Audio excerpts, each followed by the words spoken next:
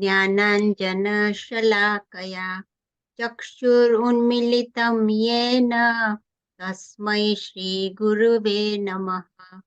श्रीचैतन्यमनोभीष्टं स्थापितं येन भूतले स्वयं रूपः कदा मह्यं ददाति स्वपदान्तिकम्। वन्देऽहं श्रीगुरुः श्रीयुतपदकमलं श्रीगुरुन् वैष्णवांश्च श्रीरूपं साग्रजातं सहगणा रघुनाथान्वितं तं सजीवम् साद्वैतं सावधूतं परिजनासहितं कृष्णचैतन्यदेवं श्रीराधाकृष्णपादान् सहगणा ललिता श्रीविशाखान्वितांश्च हे कृष्णा करुणा सिन्धु दीनबन्धु जगत्पते गोपेश गोपिका कान्त राधाकान्त नमोऽस्तुते तप्त काञ्चन गौराङ्गी राधे वृन्दावनेश्वरी वृषभानुसुते देवी प्रणमामि हरिप्रिये वाञ्छाकल्पतरुभ्यश्च कृपा सिन्धुभ्य एव च पतितानां पावनेभ्यो वैष्णवेभ्यो नमो नमः। जय श्री कृष्ण चैतन्य प्रभु नित्यानंद श्री अद्वैत गदाधर श्रीवासादि गौर भक्त वृंद हरे Krishna Krishna Krishna Hare Hare Hare Ram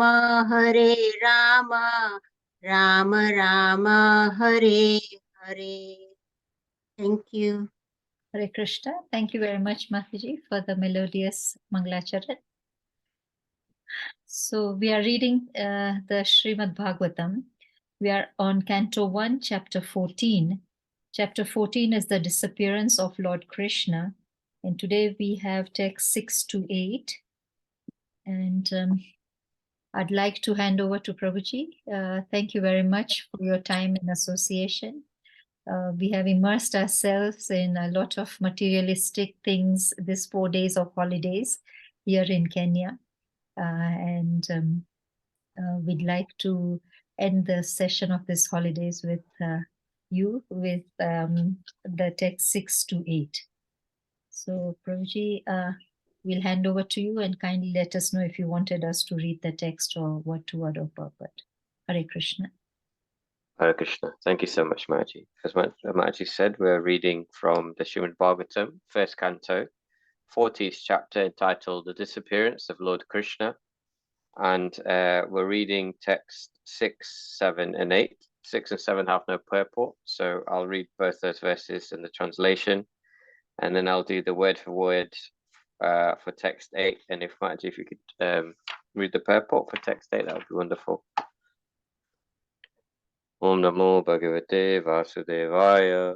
Om Namo Bhagavate Vasudevaya. Om Namo Bhagavate Vasudevaya. Narayanam Namaskrityam Naram Cheva Narottamam Devim Saraswatim Vyasam Tato Jaya Mudiraye Nastaprayesha Bhadreshu Nityam Bhagavata Sevaya Bhagavate Uttama-shloke Bhaktir-bhavati Nishtaki Krishnaya Vasudevaya Devaki Nandanaya Cha Nanda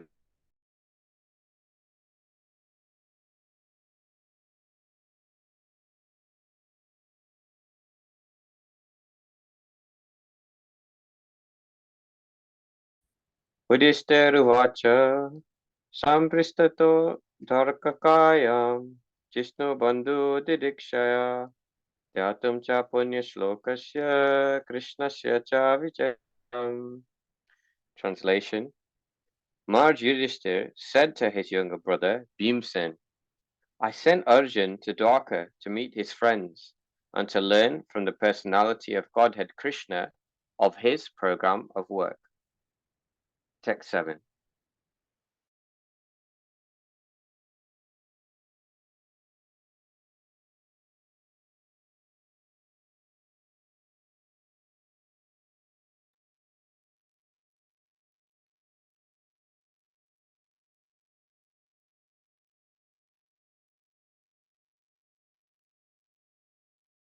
How things are going there. And that brings us to text 8.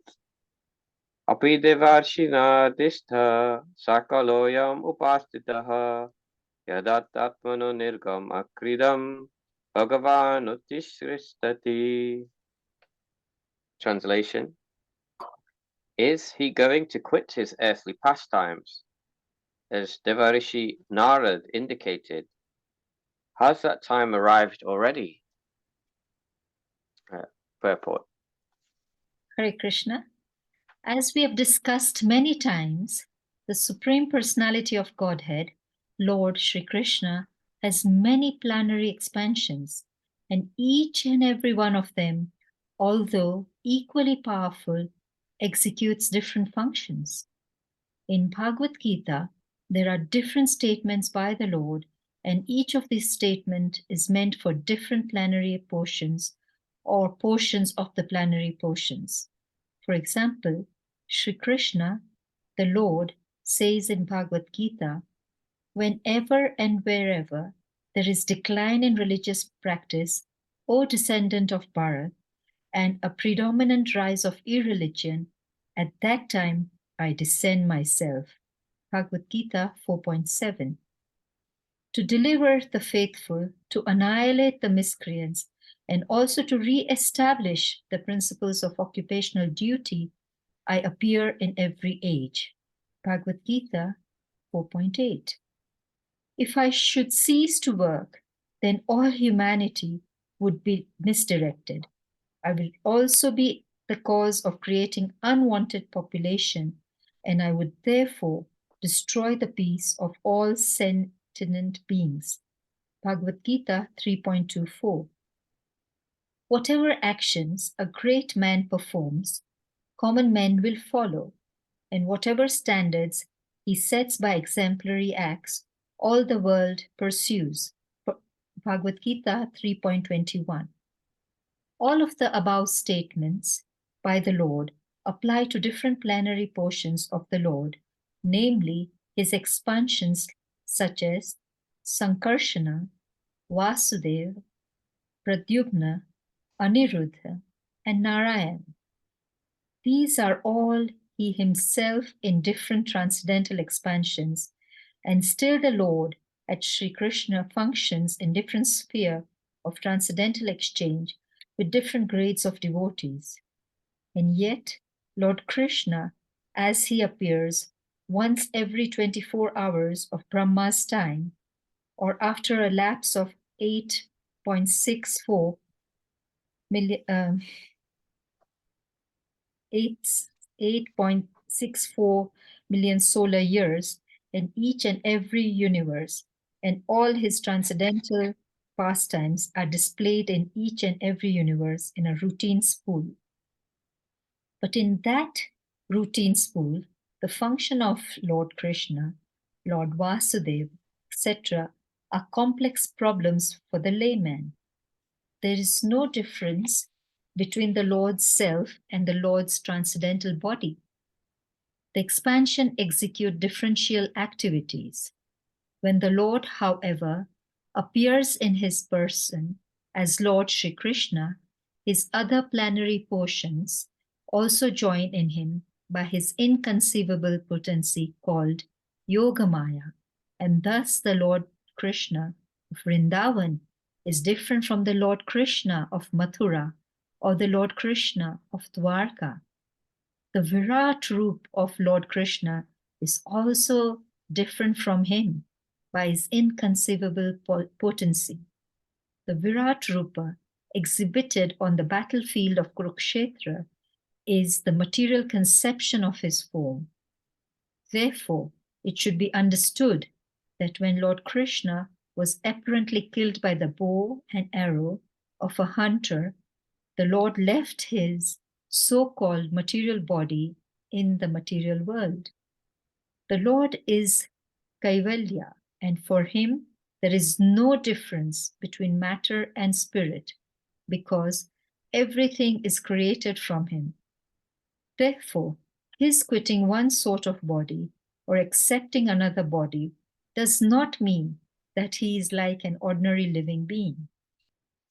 All such activities are simultaneously one and different by his inconceivable potency. When Maharaj Yudhishthira was lamenting the possibility of his disappearance, it was just in pursuance of a custom of lamenting the disappearance of a great friend. But factually, the Lord never quits his transcendental body, as is misconceived by less intelligent persons. Such less intelligent persons have been condemned by the Lord himself in the Bhagavad Gita, and they are known as the Mudhas. That the Lord left his body means he left again his planary portion in the respective dhammas, transcendental abodes, as he left his Virat Rupa in the material world. Hare Krishna. I hand over to you, Prabhuji. Thank you so much, Mataji. Srila Prabhupada ki jai. Namo Vishnu Padaya Krishna Vishta Bhutale Srimati Bhakti Vedanta Swati Namane Namaste Saraswati Devi Gauravani Pacharine Nirshesha Shanyavadi Pashtatta Deshatarine. So Hare Krishna, everyone. Thank you so much for joining today for today's discussion on the Srimad Bhagavatam. Before we begin, I'd like to seek the blessings of everyone in attendance, and with the permission of the senior devotees in attendance, I seek your permission that I may say something, and just praying that I can say something that may be of benefit to the devotees and for my own purification. So just going to recap the translation because we've read 3 verses today. So Maharaj Yudhishthira said to his younger brother Bhimsen, I sent Arjun to Dwarka to meet his friends and to learn from the personality of Godhead Krishna of his program of work. Since he departed, 7 months have passed, yet he has not returned. I do not know factually how things are going there. Is he going to quit his earthly pastimes, as Devarshi Narad indicated? Has that time arrived already? So within this purport, Srila Prabhupada is discussing this concept of expansions of Krishna, plenary expansions, and why these plenary expansions, what they are, and why these plenary expansions, these expansions of Krishna appear, when they appear, and various kind of details about the Lord, which we'll go into in the purport. Well, as I was reading this purport, so I was thinking about, Yudhishthira Maharaj, first of all, is having a conversation with his brother Bhimsen. They're discussing that signs are appearing that Krishna has now left. And Yudhishthira Maharaj, being a pure devotee of the Lord, and is feeling worried. He has a relationship with Krishna, and he's worried, he's thinking about Krishna and how he has departed. Or perhaps he may have departed, as he said, has that time arrived already? And Srila Prabhupada has gone into quite a few technicalities within this purport. And so what came to mind for me after reading these verses in the purport is that Krishna is described as inconceivable. But at the same time, as practitioners of Krishna consciousness, we're trying to connect with Krishna and almost make the inconceivable conceivable. So this is kind of the running theme of today, making the inconceivable conceivable. And how can we do that? There's this term which is described as Achinta Beda Beda Tattva. So this literally means that Krishna is similarly one and separate. Now, this can be a very difficult concept for us with our kind of material minds to get our heads around. I know for me it's extremely difficult. Like, how can we understand this? Achintya Bheda Bheda Tattva. That is similarly one, supreme, his energies are everywhere, but similarly separate and in different expansions. So I thought I'd break this down into, first of all, with reference to Srila Prabhupada's purport, what are his expansions? What does that mean, expansion? What is the meaning of different terminology like plenary? What does this even mean? It's not a word we use often in day-to-day language, plenary expansion. What does this even mean? And then wonderfully, Srila Prabhupada explained why does Krishna appear? What are the different reasons why he may appear on this in this material plane? And then how can we make the inconceivable conceivable? How can we understand this? It can be mind-boggling to understand these different terminologies and the different expansions, and he's one person, but he's multiple people, and how can we even conceive this? So these are a few things which I wanted to discuss with you all today, and hopefully together we can come to some kind of understanding of how we can get around this mind-boggling conception of Achintya Bheda Bheda Tattva. So first of all, what are his expansions? So Srila Prabhupada mentions that the Supreme Personality of Godhead has many plenary expansions. Does anyone here know what the meaning of this word is, plenary? So yes, it's not a word that we use very often. Plenary, if you look for the dictionary definition, can mean three things, but the word in reference here is absolute. And I was listening to a lecture on this topic by His Holiness Krishna Stoka Maharaj, who is explaining that in this context, plenary means, or plenary expansion is an expansion of Krishna that has his full power, full potency. So you may get a partial expansion of Krishna, but a plenary expansion is one which has the full power of Krishna. So the different, and then Srila Prabhupada goes on to explain in this wonderful and quite technical purport that the different expansions of Krishna have different functions. So they do different things according to, so here we can see here that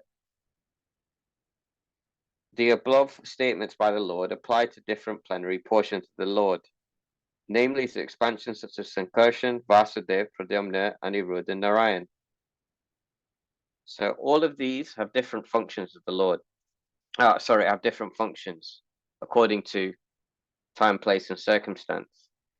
Now, I thought it'd be interesting here to understand and just maybe explore the different Dasya avatars. So Krishna has innumerable plenary expansions, but an interesting one to have a look at is the Dasya avatar. So between us, could we perhaps get the Dasya avatars? Can anyone, would anyone like to name one of them? Matsya Avatar. Hare Krishna Prabhuji. Hare Krishna Prabhuji. Yes. It starts like Matsya, Kurma, Varaha, Narasimha, Yes.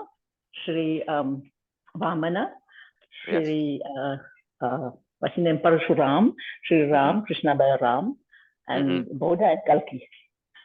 Thank you so much, Mataji. Thank you so much, Kirti Mataji. Hare So yes, it starts with the Matsya avatar, or the fish avatar. Move on to the Kurma avatar. Then Varahadev, Lord Varahadev, the boar incarnation. We have Lord Nrsimhadev, the half lion, half man incarnation, who comes to protect his dear devotee Prahlad Maharaj. We have Vamanadev, the dwarf Brahmana, who can expand himself in size, and we'll explore this wonderful pastime perhaps a bit later on. We have Parshuram, who is said to have destroyed the Kshatriyas 21 times over. We have Lord Ramachandra, the immaculate king. We have Lord Krishna himself. We have Balaram. And then we have Lord Buddha, who comes as to take the people away from the Vedas because they were misusing them. And again, we can explore this at a later date. And then finally, as Undaleka Mataji wonderfully mentioned, we have Gulki, who is yet to appear in this yuga, but will appear at the end to create complete annihilation. So these are some examples of different expansions of the Lord, and appear for different reasons. Now, we mentioned that they have different functionalities, and often devotees will say, for example, that Lord Nrsingadev, like because he protected his dear devotee Prahlad Maharaj, he sometimes devotees will pray to Lord Nrsingadev for protection. I remember at a point in my life, I was going through some difficulties, some mental agitation, and it was recommended that I recite the Nrsimha Kavach, which is a prayer to Lord Nrsimhadev for relief from the difficulties I was facing. However, it is also mentioned that the deity of Nrsingadev is that each deity has different functionalities also, and the deity of Lord Nrsingadev is the deity of renunciation. And so it's not necessarily recommended that everyone worship and have a deity of Lord Nrsimhadev because of this factor. So generally, it's only recommended that renunciants worship the deity of Lord Nrsingadev directly. Because if one does, then it is said that worships Lord Nrsingadev, one can have many things removed in their life, which can be difficult for people, perhaps in Grihastha ashram. We have Lord Balaram, for example, who Bala like means strength, but Prabhupada explains this doesn't mean physical strength; it means spiritual strength, and Lord Balaram actually represents the spiritual master. So like this, and then we have Lord Krishna, who is quite a big number here mentioned in the purport. Lord Krishna is described as the original personality of Godhead, and many times I was asked, as I was coming to Krishna consciousness, people would ask, what's the difference between Vishnu and Krishna, and isn't Krishna an avatar of Vishnu? And people on the outside, and they will ask this. And analogy I would give is that Krishna is Krishna at home. So this is his original form at home, and Vishnu is Krishna in the office, and this is where he's doing lots of work. This is an analogy I would give like this. And so Krishna is his original form in Sri Goloka Vrindavan, and in his original form, he appears once every 24 hours of Brahma's time.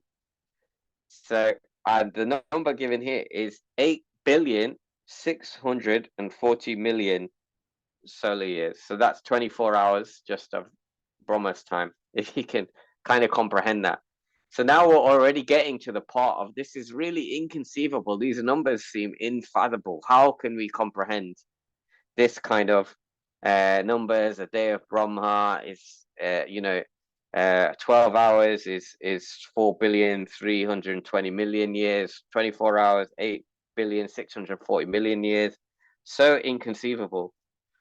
But I'd like to refer to here, we mentioned Lord Vishnu here, is that what are his expansions? Is that their expansions are still plenary. They're still got the full power of Krishna, and this is the supreme personality of Godhead. He's the supreme Lord.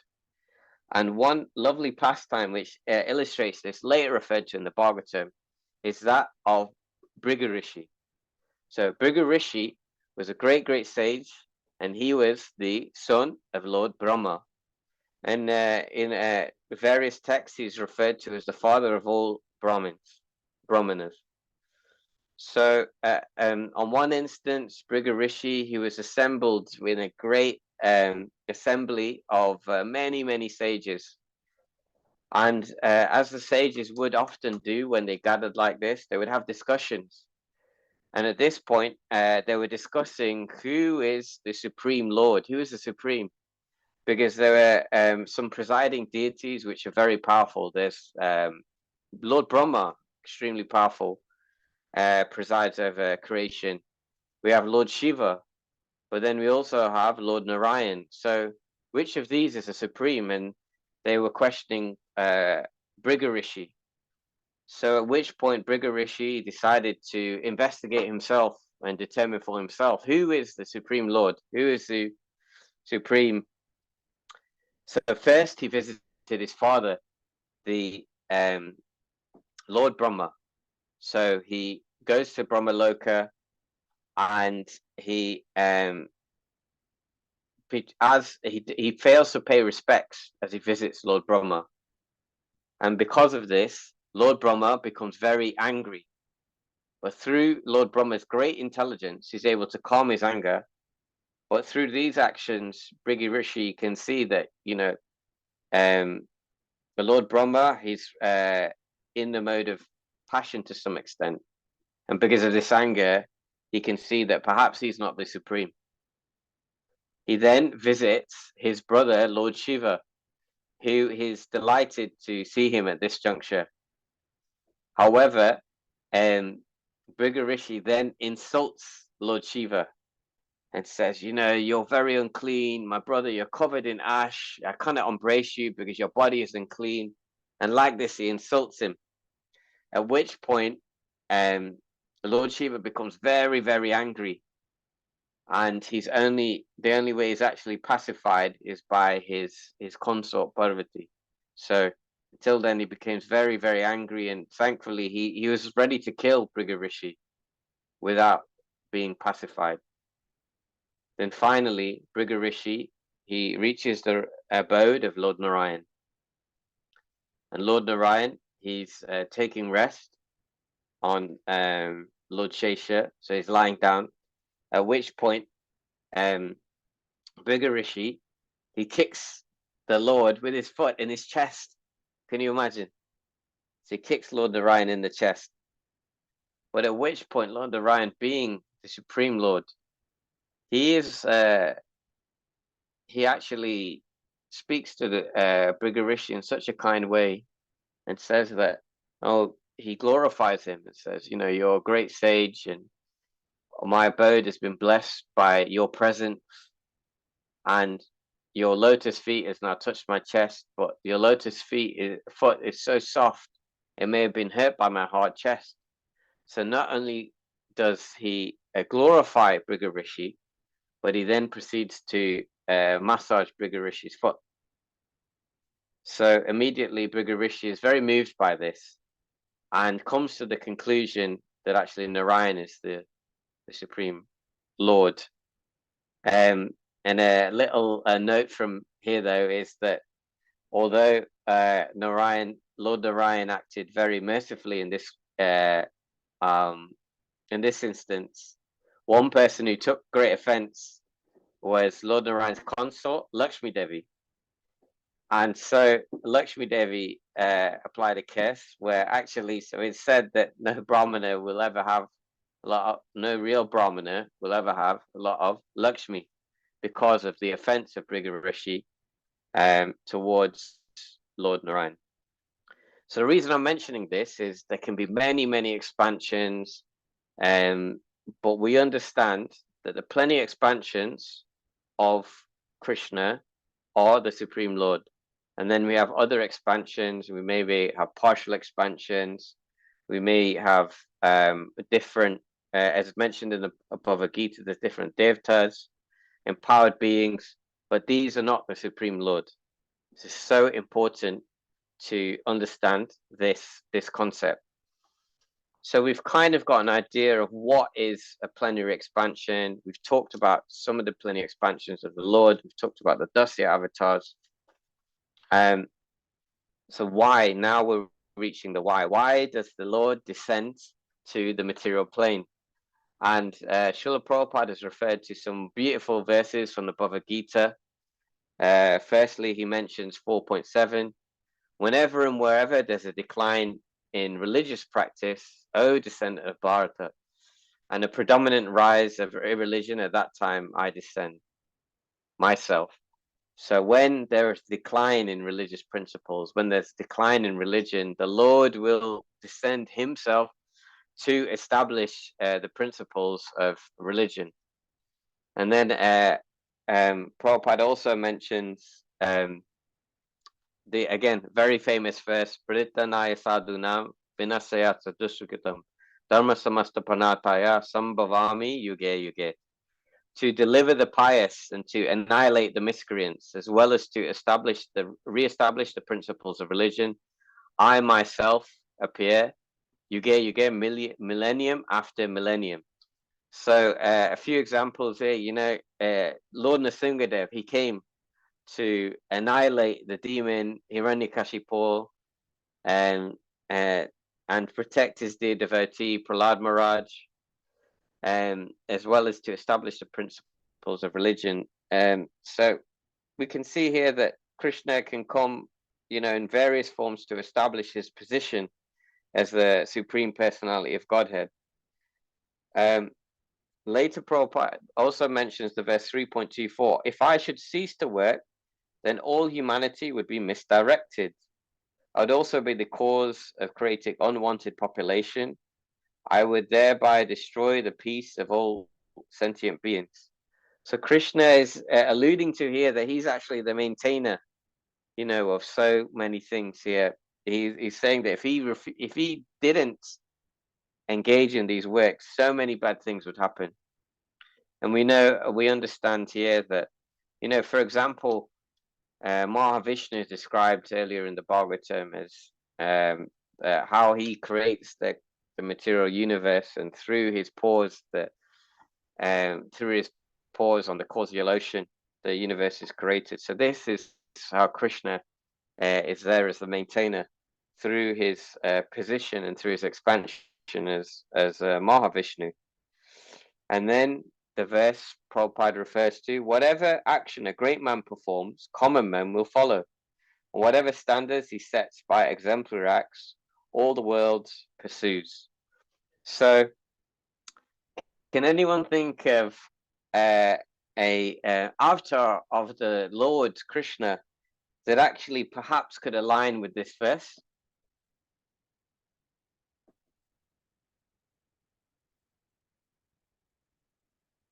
So, this particular verse, whenever common man will follow, and whatever standards he sets by exemplary acts, all the world pursues. So, what came to mind? Chaitanya Mahaprabhu. Thank you so much, Hari Govinda Prabhu. So, devotees are very intelligent, and Hari Govinda Prabhu read my mind that Chaitanya Mahaprabhu, he comes internally, he's coming as with the mood of Radharani, but externally he's come to set the establish the principles of religion, and particularly in the age of Kali Yuga, the recommended prescribed method is the chanting of the holy names of the Lord. So, like this, Lord Chaitanya Mahaprabhu, an amazing example of how Krishna has come to establish the principles of religion and set the standard of devotional service. So we've explored a little bit about what is a plenary expansion. We talked a little bit about the why. Why does Krishna appear? And now so this is all theory, and we've got quite technical here. But then we need to think about, okay, so there's the what, there's the why, but how can we conceive Krishna? How? It's going to be so difficult. There's so many different expansions. How can we understand this? How can we understand this concept of Achinta Bheda Bheda Tattva? So in another Sangha that I attend, there's a very, very sincere devotee, very, very sincere. And his name is Shilpesh, Silpesh, Shilpesh Prabhu. And so I thought I could use his name, being that he's very sincere, as somewhat of an acronym to remember, and how we can really make the inconceivable conceivable. So first is our SI in Shilpesh, sincerity. So our sincerity is everything in Krishna consciousness. It will allow us to progress and understand. And no matter how much knowledge we get, and no matter how much we can study Bhagavatam, if we lack this quality of sincerity, and instead act through pride, then we will never be able to conceive the Lord. We can gain as much knowledge as we want. We could read all the Puranas. We could read all the various scriptures. We could read all the Vedas, but we'll struggle to understand the Lord if we don't have this,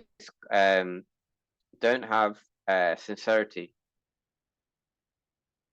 And then L for S-I-L. L means listen. So we need to hear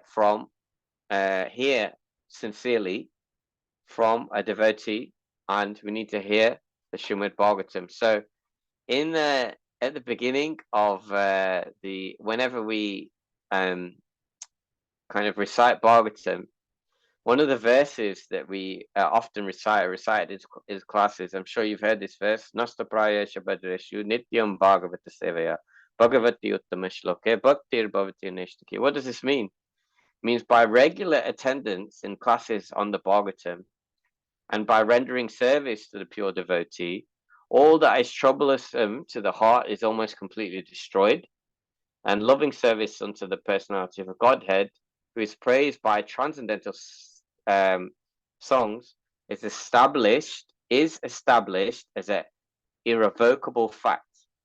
So, is established as a irrevocable fact. Just repeating that part of the verse is that by hearing Bhagavatam again and again and again, by being sincere, hearing sincerely in a submissive way,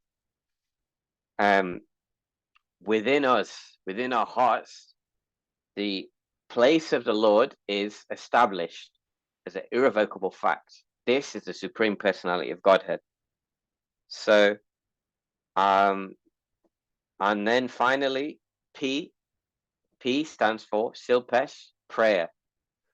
So we've already discussed that through in the age of Kali Yuga, Lord Chaitanya established that only through the chanting of the holy names of the Lord, one can achieve the ultimate form of liberation. This is the only way. And S stands for Ishvara, so being sincere by listening and by prayers, we can establish Ishvara within our heart. And I'm all about practical application, and I like to speak through some examples. So I'll just talk about a few of those from my own life. As I've mentioned before, before I came to Krishna consciousness, I was questioning the concept of material life and how most people would tell you that you must be, you must then you're Lakshmi, you must get married, and just that is the goal of life, just to earn as much money as you can, achieve a high status in society. But I was questioning this. I didn't think it made sense. It was a difficult place in my career. I was really unhappy. And at that time also I was discovering, going deeper into spirituality and exploring my roots. And I actually used my good friends, Google Prabhu. So I went into Google, I'd moved to London, and I Googled the closest temple, which happened to be the Bhaktivedanta Manor. And through there, I actually, I still knew very little about Krishna consciousness. However, I went to the presiding deities there, Radha Gokulananda, and I prayed sincerely for guidance. And at this point, shortly after there, I received a phone call, I was very unhappy in my job at the time, and I received a phone call about a job many 100 miles away in the east of England, in Cambridgeshire.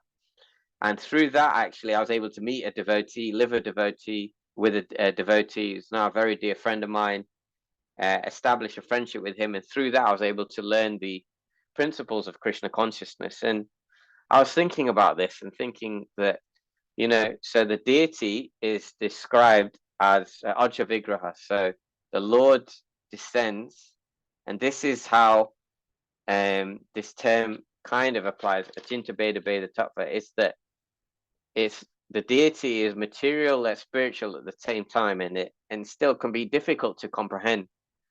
And I'm only speaking from theory. I can't say I'm speaking from true realization, but what I can say is that I sincerely prayed to the deity and Radha Gokulananda.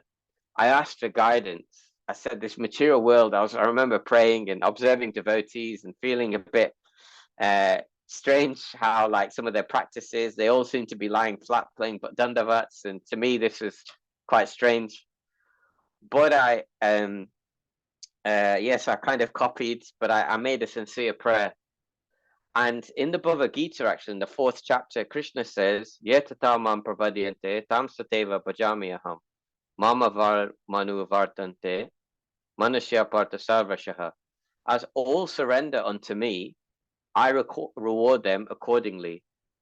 So so there I can see that, like, what are the chances that I would get a job, that far away? What are the chances I would end up living with a devotee? There were so many coincidences not to be a coincidence. And I really feel that that was a reciprocation in terms of my sincere prayers. Later on, I would spend some time, as I've mentioned many times before, as a brahmachari. And I was so blessed to stay in Radha Gopinath temple in Mumbai. But once I arrived there, I was finding it incredibly difficult to sleep. We'd sleep with many, many other brahmacharis. There were 30 of the brahmacharis in the room. And it was getting so bad. On some occasions, I would only sleep maybe 20 minutes out of the whole night. I'd fall asleep for maybe 2 minutes. I'd wake up again and thinking I'd been asleep for hours. And I'd check my clock and it'd only been like literally 3 minutes. And like this, I was really, really struggling. I was worried about my health. But I knew this was a unique opportunity, that I wouldn't get this chance probably again to stay in the ashram in India. And the deities there, Radha Gopinath, I had a wonderful service where I would get to assist. I couldn't go on the altar because, of course, I'm not a Brahmin, but I was doing what's known as lunch transfer. So I'd help the pujaris carry the boga, and then transfer, after they'd done the offering to the deities, I would transfer the prasadam for distribution. So I'd be there, like, helping washing Krishna's various pots and plates and things which had been used to serve him, which was a very sweet service. And I remember praying to Radha Gopinath, just saying, I'm really struggling. Please, I would love to stay here, but I think soon I will have to catch a flight back to the UK because I cannot survive with only a few minutes sleep per night. And I sincerely, sincerely prayed to Radha Gopinath there. And that night, I said, okay, I'm going to try everything here. I'm going to make sure I eat just a small amount before so I took just a very small amount of prasad before I went to sleep. I made sure I drank very little liquids. I did some kind of, breath work, pranayam. I found a quiet kind of place underneath a fan because it's very hot at that time, in a hall called Muchukunda Hall, where all the brahmacharis would sleep. And if you know this pastime, it's of a great devotee called Muchukunda, who had a great desire to sleep and had a benediction by Lord Krishna. And again, we can explore this wonderful pastime at a later date. And I said, okay, I've done everything I can to kind of sleep well. I found a good place, a cool place, and now it's just up to the Lord. And that night, I managed to sleep 5 hours, which is like still probably not enough, but amazing compared to 20 minutes a night. And again, I really felt that my sincere prayers to the deity were answered. And finally, I'd like to share another example which I heard by a devotee in Vrindavan. So in Vrindavan, there was a devotee. He was sincerely praying to I'm sure many of you here visited Vrindavan, and Srila Prabhupada, through his mercy, has erected an amazing temple for ISKCON devotees to get association, Krishna Balaram temple. And there was a devotee who was sincerely praying to the deities, Krishna Balaram. And as he was praying to the deities, Krishna Balaram, suddenly, instead of seeing the deities in the deity form, he saw something amazing. He could see a young set of boys, one very effulgent and but kind of pale, and another boy like a dark rain cloud playing on the altar.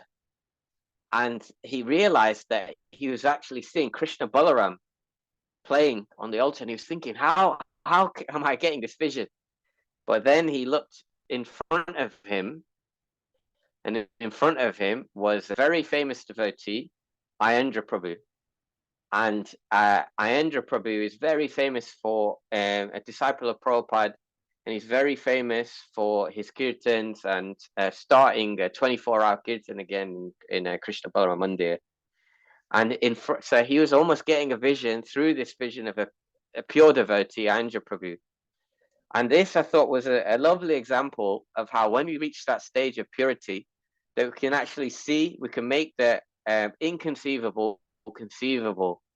And we may be looking at the deity and we may see a certain form, but as we purify ourselves, as we continue with our sincerity, we listen, we pray with sincerity, and we continue to take the association of devotees through the mercy of Guru, through the mercy of Krishna, we can make the inconceivable conceivable, and we can see Krishna in its fullest form. And as I mentioned, this verse from the Bhagavad Gita, as all surrender unto me, I reward them accordingly. There's a devotee, obviously we know very well, Arjun, pure devotee of the Lord, who had a desire to see Krishna's universal form. Also mentioned in this verse, Virat Rupa, sorry. And so he saw this terrible form, which is explained here actually that in various parts of the Bhagavatam, Srila Prabhupada explains that this Virat Rupa is what Krishna has left in the material world. So this is a material expansion of Krishna, this universal form which he leaves in the material world and which is not part of his transcendental abode. And this Arjun had the desire to see this terrible form. He had the desire, and through the reciprocation, through his sincerity, Krishna revealed. But obviously at that point he became very fearful, and Krishna returned to his original form as his dear friend. So this very kind of technical verse, it's quite difficult to understand, even for myself also. Really don't feel I've done it so much justice, but we've talked about how Yudhishthira Maharaj is chatting, having a dialogue with his brother Bhimsen, and he's feeling that Krishna may have disappeared. And through this, Srila Prabhupada has explained the inconceivable form of Krishna and his plenary expansions. So we discussed the inconceivably conceivable, how Krishna is. What are his expansions? What does plenary mean? What are his different expansions, and what are the difference between plenary expansions and partial expansions? Why does he appear? We through Prabhupada's purport, the beautiful verses in the Bhagavad Gita which describe this, and finally how can we really make this concept of Krishna, this inconceivable, Achinta Bheda Bheda Tattva, this one and different at the same time? How can we even conceive this with our with our feeble brains and our polluted minds? And I gave the acronym referred to a very sincere devotee I know of, Shilpesh. And so by being SI sincere, by listening regularly Srimad Bhagavatam, by praying, we can make the inconceivable conceivable, and this can really happen. It's not just there in theory, not just in the Shastras, but there's even devotees in modern day who've had this experience, and we can all have that too. It's there for us if we just continue to practice sincerely. So there's a few thoughts on this amazing purport, this amazing section and verse of the Srimad Bhagavatam. I'd like to thank you so much for your kind attention, seeking forgiveness for any mistakes that I've made today, And I'd welcome at this point any comments, any corrections, or any questions. Hare Krishna.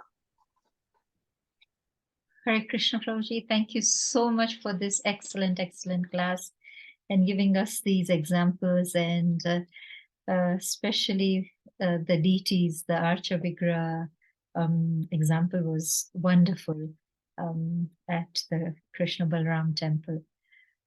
So let's move on to question and answers. Are there any questions, comments? Yes, Indu Lekha Mataji. Hare Krishna. Hare Krishna, everyone. Please kindly accept my humble obeisances. Om Guru Krishna Prabhupada. Very nice class, Prabhuji. As usual, we have some nice points here that you have pointed out, and one thing is that about Nrsingadev. You know, we call Nrsingadev the cow deity. As soon as we get into the cow, we start Namasthi Nrasingaya. We call Nrsingadev the cow deity. But someone who take to do service to Nrsingadev, they should be, as you said, it's kind of austere, because we have the Ugra Viram, Ugra Nrsinga. This is the ferocious form of Nrsingadev. And we also have the form that Prahlad Maharaj was worshipping, two different forms. But Nrsingadev is Nrsingadev. Yes, it is very hard to, not everybody can have the Ugra Viram. The Ugra form is like he's kind of jumping in a ferocious way. So specific people can do the deity service of Nrsingadev. Yes, Prabhuji, very nice explanation. Yeah, so far you have given us so many good points to take and to meditate upon. Thank you very much. It was nice listening to you. I'm sorry I couldn't fully participate because I'm in the middle of cooking, making lunch. I have some guests coming soon, so I'm still listening. Very nice. Thank you. Hare Krishna. Hare Krishna and Duleka Mataji. Thank you so much for your wonderful comments. It's always amazing to have your association, and as always wonderful points and so knowledgeable. And yes, the form of Nrsingadev described as very ferocious, and you wonderfully explained that yes, you know, compounding the point, you explained so nicely that it's not recommended that everyone worship the deity of Lord Nrsingadev directly like that. And I was just thinking, actually, even in the pastime of Lord Nrsingadev, how ferocious he was. And in fact, all the devas appeared because of the Lord had appeared, but none could pacify him apart from his pure devotee, Prahlad Maharaj. Yes. And so yes, thank you so much for the wonderful, and really appreciate your attendance and your association. You know, this Ugram form that we see, he is standing, he's ready to jump. But we don't see Nrsingadev standing. We see him sitting all the time with Prahlad Maharaj. And whoever is doing the worship of Nrsingadev, the Ugram Viram form, they have to kind of make garland of lemon. You know, the little lime, nimbu. With that, they make garland, and then they offer to him. Whereas when he's sitting, they offer tulsi garland to him. Oh, because he's pacified. He's pacified when he's sitting, but when he's ready to jump, it's difficult to worship him in that form. Yeah, actually, you know, in Mauritius they do at 40 days katha, like they have started already. 40 days for Nrsingadev, and it's ongoing. Hopefully, I'll be able to join soon.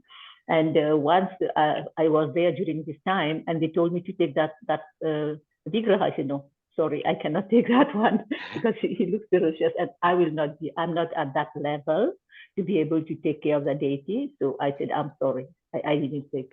Yeah, that one we should be very careful, because sometimes, you know, people just give deity as gift or whatever. So we are not qualified, not even to give or to receive. But yet sometimes when the deity wants to come to our place, they will come by hook or by crook. But knowingly we should not take. Yeah. Oh, thank you so much, Maji. I didn't realize that you're based in Mauritius. Yeah, Yeah, but no, right now I live in Canada, but I Okay. am from Mauritius. Yeah. Okay. Oh, Yeah. wonderful, Maggie. I had the pleasure to meet the devotees of Mauritius. I had to visit. We visited the temple, Radha Golokananda. Yeah, so Yeah. very, very sincere, and feel very blessed to have met the devotees there. Yeah, so thank you so much for wonderfully explaining even further. Yeah, and I wasn't aware of that, the different garlands. So thank you so Yeah. much, Maggie. It's fascinating to hear. And I had a friend that actually lives in Vrindavan, and he at one point was worshipping. He's a Brahmin, but he was worshipping Shaligram Shilas. And just on the topic of like deities, is that Lord Singadev, Shaligram Shilas, they're considered require a very high level of worship. Then it's Radha Krishna deities, and then Gaunitaya are more merciful. So they're kind of at each level is different reactions. Gaunitaya is more merciful, doesn't require as much. Then Radha Krishna deities require a high level of worship, and the Singadev and Shaligram Shilas require the highest level. So that's something to bear in mind as well. And a friend of mine, he was describing how like he was because of his circumstances at the time, he was unable to worship his Shaligram Shilas effectively, and he was getting reactions as a result of this, and he was continually getting sick and so forth. And only once he actually gave them away to another Brahmin that he was able to overcome this. So yeah, something just to bear in mind. It's very technical, and again, I'm not so I'm still learning about the various aspects We of are all deity learning, worship. Prabhuji. We are all learning, and Yeah. we have to pray Nrsimhadev with Lakshmi Devi, never Yes. alone. Yes. Always Lakshmi Devi with Nrsimhadev. Yeah. Thank you so thank you so Hare much, Krishna. Mataji. Hare Panchali Krishna. Mataji, you had a question or comment? Hare Krishna, Prabhuji, thank you for the wonderful, wonderful class.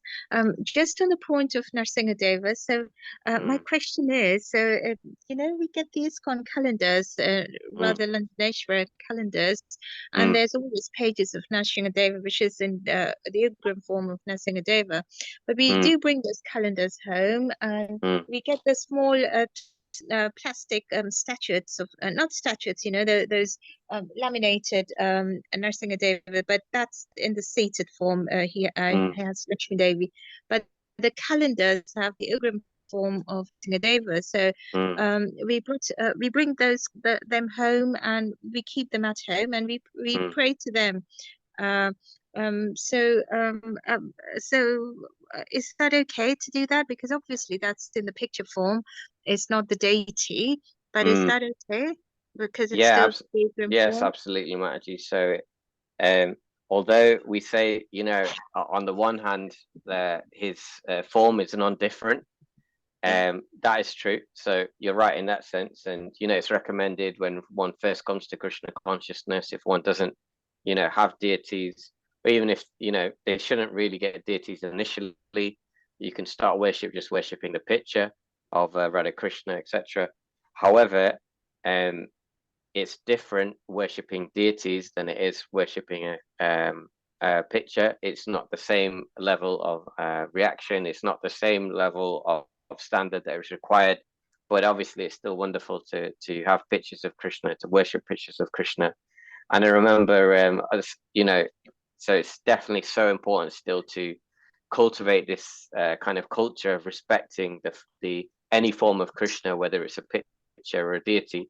The standards are just different. And just a nice example is once I may have mentioned I was blessed to be the personal servant of His Holiness Chandramauli Maharaj for about 6 weeks, and many years ago now. I was very new then, and I still feel new, but I still make mistakes, but I was making even more mistakes then.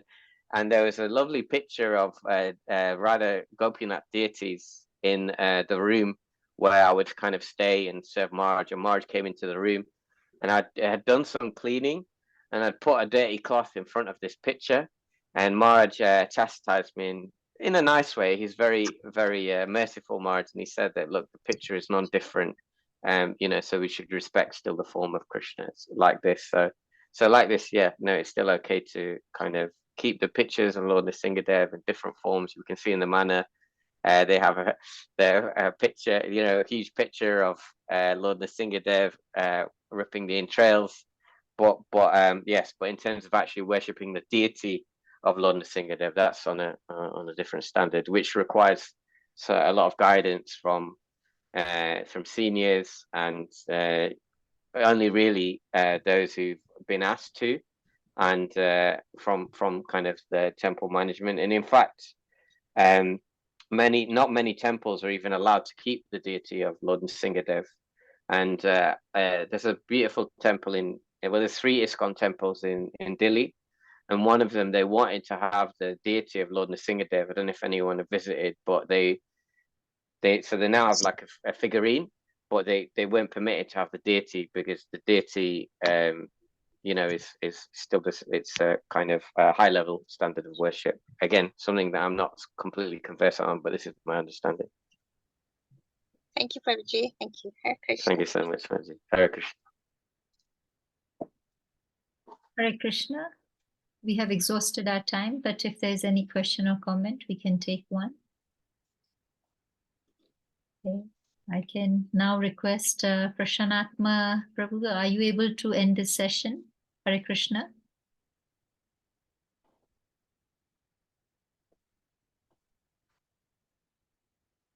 Okay. Arya Govind Prabhu, are you able to end the session? Hare Krishna. Okay, Prashanatma. Yes, Hare Krishna. Hare Krishna, advance pronounce to all the assembled devotees. Sorry, I keep my phone quiet. I was just listening. Thank you, Prabhu. It's been a wonderful session. Thank you for the insights on how to access our devotion and how to serve deities. And yes, thank you for giving such a great class. And thanks for the devotees who are assembled here today. And thank you for the organizers of this Sangha. Every day we get beautiful ways on how to live our devotional life and be better devotees of Lord Krishna. So I request all the devotees to mute and chant the Hare Krishna mantra in glorification of His grace. Kamal, Panchal, Prabhu. Hare Krishna, Krishna Krishna, Hare Hare, Hare Rama, Rama Rama, Hare Hare. Vancha kalpatarubhascha, kripa sindhubheva cha, patitanam pavanebhyo vaishnavebhyo namo namaha. Om Namah. Srila Prabhupada ki Jai. His grace, Kamal, Prabhu. Panchal Prabhu ki Jai. Jai. Thank you, Prabhuji. Thank you, Hare Krishna. Thank you, Prabhuji. Hare Krishna. Hare Thank you. Krishna.